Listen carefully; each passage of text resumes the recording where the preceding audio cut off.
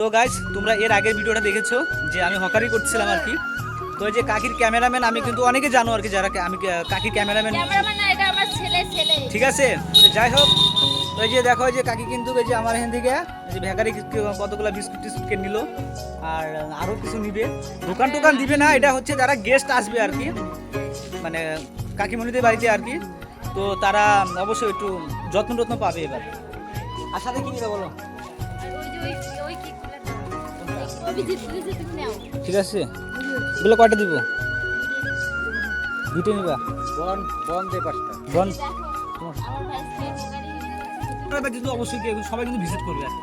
খাবার দাবার এগুলো আজ বললো যে যারা আসে জল খাবারের জন্য প্রথম হচ্ছে এটা, তারপরে সে বিশেষভাবে যদি সেরকম হয় মাছ ভাত হবে, ডাল ভাত হবে, মাংস হবে, সব কিছু।